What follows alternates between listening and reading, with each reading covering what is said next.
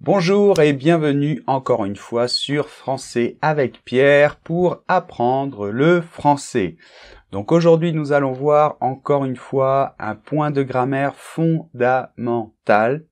Mais avant de commencer, comme toujours, il faut se mettre dans une bonne mentalité. Donc je te répète, tu es le meilleur, tu vas apprendre plein de français, tu progresses, tu peux y arriver. Et il faut être donc positif. Allez, c'est parti.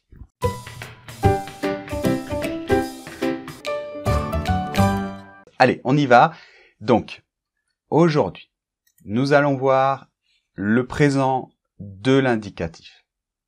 Alors, je sais, des personnes vont dire, bah, c'est facile, moi, ça y est, je sais beaucoup plus de choses, apprends-nous plutôt le subjonctif, le conditionnel, atata. Le présent de l'indicatif en français est fondamental et j'ai beaucoup d'élèves quand je corrige les rédactions à l'école, je me rends compte qu'ils font encore beaucoup d'erreurs. Et le présent de l'indicatif, c'est la base de toute la conjugaison du français pour après pouvoir conjuguer le subjonctif, l'imparfait, etc. Donc c'est important de voir cela aujourd'hui. Donc, présent de l'indicatif et les verbes du premier groupe. Donc, les verbes du premier groupe, il y a 3 groupes en français. Le premier groupe, ce sont les verbes en ER. Sauf le verbe aller, mais enfin bon. Tous les autres, les verbes en ER. Donc, voilà un verbe totalement régulier. Parler. Blablabla, parler. Donc, on voit que c'est un verbe en ER, puisque sa terminaison à l'infinitif, c'est ER, et la conjugaison, c'est comme ceci. Je parle, tu parles, il parle, nous parlons, vous parlez, il parle. D'accord? Donc, ça, en rouge, ce sont les terminaisons régulières de tous les verbes en ER, c'est-à-dire du premier groupe au présent de l'indicatif. Ok, donc on voit qu'elles sont toutes muettes, les terminaisons, sauf nous parlons et vous parlez. On, la nasale, et, d'accord. Les autres sont muettes. Ils parlent. Hein, on ne prononce pas ENT dans la conjugaison. Bien. Mais le verbe envoyer, c'est j'envoie. Il y a un problème. On voit que le Y s'est transformé en I. Tu répètes. On voit qu'il y a un changement au niveau de l'accent. Il appelle. Il y a 2 L, mais l'infinitif, un seul L. Nous mangeons, il y a un E qui apparaît. Nous commençons, une cédille. Il jette 2 T. Ok. Alors c'est vrai qu'il y a quelques verbes irréguliers. Mais ils ne sont pas très difficiles parce qu'il y a une certaine logique. Bon. Donc comme tu vois dans cette leçon, quand il y a des irrégularités, ou des choses sur lesquelles il faut focaliser l'esprit, je te les ai mises en bleu. Ok? Donc, continuons. Donc, voici un verbe totalement régulier. D'accord? Donc, généralement, l'exemple typique, c'est aimer. Plus, c'est un verbe joli. Aimer, l'amour. Alors, donc, on voit que c'est un verbe en ER et les terminaisons de l'indicatif correspondent aux terminaisons régulières des verbes en ER, des verbes du premier groupe. E, ES, E, ONS, EZ, ENT. Donc j'aime, tu aimes, il aime, nous aimons, vous aimez, ils aiment. Ils aiment, hein, avec la liaison. Bien. Alors maintenant, voyons les verbes irréguliers. Alors, donc, la première catégorie, hein, parmi les verbes du premier groupe, hein, la première catégorie, donc, ce sont les verbes qui terminent, donc l'infinitif termine en CER ou GER. Donc, par exemple, commencer, ou nager, hein, nager, ou voyager. Bien. Alors, en fait, ils sont irréguliers. Oui, si on veut, oui, officiellement, ils sont irréguliers, mais c'est juste pour respecter la prononciation. Qu'est-ce qui se passe avec ces verbes? À la première personne du pluriel, c'est-à-dire nous, on voit qu'il apparaît une cédille. Nous commençons. Bien, c'est normal, parce que sinon, on prononcerait nous commençons. Et ça n'irait pas, il serait irrégulier au niveau de la prononciation. Donc, la prononciation reste régulière, et pour cela, nous devons mettre une cédille. D'accord? Seulement à la personne nous. Donc, nous commençons. D'accord? Bon. Et c'est pareil pour les verbes en G. Donc, par exemple, nous nageons. Donc là, pour que la prononciation soit régulière, on doit rajouter ce petit E qui fait que on prononce nous nageons. Nous nageons. D'accord? Donc je nage, tu nages, il nage. Nous nageons, vous nagez, il nage. Ok? Donc ça, ce sont vraiment des choses spéciales qui n'apparaissent que pour la personne nous. Ok? Bon. Maintenant, on va voir d'autres choses. Alors, il y a deux verbes. Donc c'est le verbe appeler et le verbe jeter. Donc jeter quelque chose, c'est par exemple le jeter, on n'en veut plus et je le jette à la poubelle. Bon. Donc ici, j'ai souligné la lettre L de appeler et T de jeter. Pourquoi? Parce que c'est là qu'il va y avoir une irrégularité.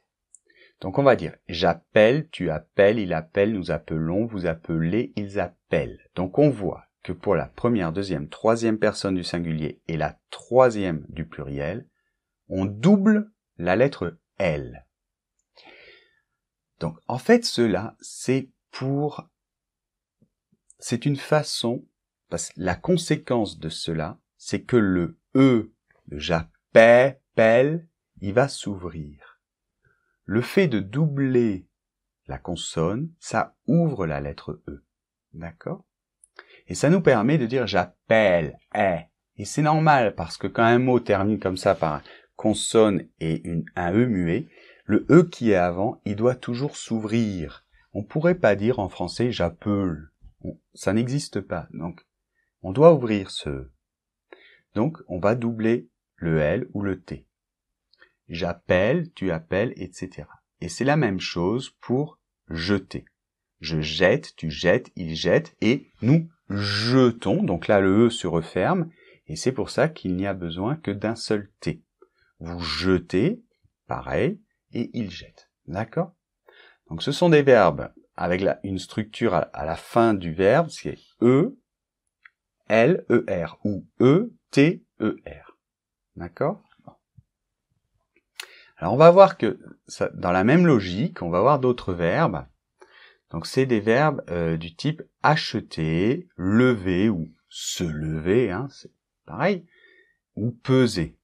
Se peser, c'est par exemple savoir combien de kilos on fait. Bon.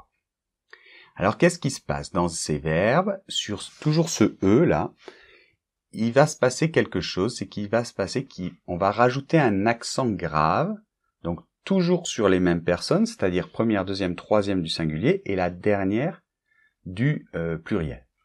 Donc ça va faire j'achète, tu achètes, il achète, nous achetons, vous achetez, ils achètent.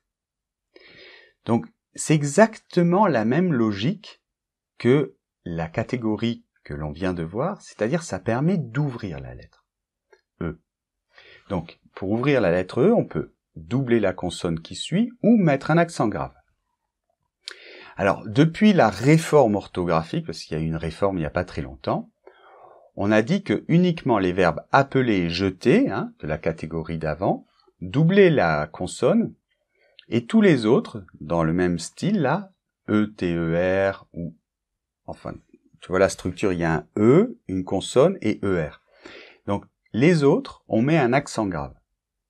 Parce qu'avant la réforme orthographique, on savait pas s'il fallait doubler le T ou le L ou mettre un accent grave. Et c'était difficile pour l'orthographe, même pour les Français. Donc maintenant, tu peux très bien considérer que seulement jeter et appeler on double, le L et le T, et les autres on met un accent grave. D'accord? Donc c'est acheter, lever, peser, etc. Donc voyons une autre catégorie maintenant, mais c'est toujours un peu dans la même logique. Cette fois-ci, ce sont des verbes comme répéter, avec un accent aigu, une consonne et la terminaison ER. D'accord? Donc répéter, compléter, espérer. Donc pour la même logique, cette fois-ci, l'accent qui est un accent aigu va devenir un accent grave. Ok? Donc je répète, tu répètes, il répète, nous répétons, vous répétez, il répète. D'accord? Bien. Finalement, il y a une autre catégorie qui est un petit peu différente, qui est un peu à part. Ça n'a rien à voir avec l'ouverture du E. Ce sont des verbes type payer, envoyer, tutoyer. Alors, qu'est-ce qu'ils ont ces verbes en commun? Ils ont Y, E, R à la fin. Bien. Alors, qu'est-ce qui va se passer? C'est que le Y, d'accord, la lettre Y, va se transformer en I. Toujours sur les mêmes personnes. Je, tu, il et il pluriel. Donc, je paie, tu paies, il paie. Nous payons régulier, vous payez régulier et il paie. D'accord? Attention à la prononciation. Et envoyer, par exemple, envoyer une lettre. J'envoie, tu envoies, il envoie, nous envoyons régulier, vous envoyez régulier et ils envoient. D'accord? Voilà. Donc, tous ces verbes qui finissent en YER, ils vont faire ce phénomène. Alors juste une parenthèse, le verbe payer, c'est un peu une exception. Il a deux conjugaisons possibles. C'est-à-dire qu'on a le droit aussi de laisser le Y. Donc il y a deux possibilités. On peut dire je paie ou je paye. Tu paies, tu payes. Il paie, il paye. Avec le Y. D'accord? Mais juste le verbe payer. Donc les autres, on peut pas dire j'envoie. Hein? On doit dire j'envoie. Avec I. D'accord, donc j'espère que c'était pas trop difficile, je crois que non, hein. Si tu as bien compris la logique, eh bien, ça devrait pas être trop difficile. C'est important de comprendre dans ce cas-là, hein, pour mieux apprendre. Eh bien, surtout maintenant, tu dois faire l'exercice. Donc, si tu es sur une vidéo qui vient de YouTube, tu vas avoir une fenêtre qui va s'ouvrir avec exercice sur la vidéo.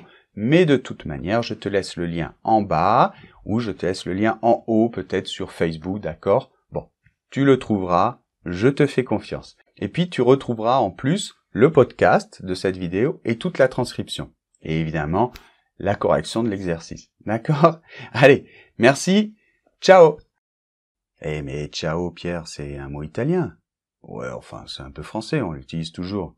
Non mais attends, c'est italien, t'es en train de leur apprendre l'italien ou le français? Bon, écoute, tu vas pas chipoter.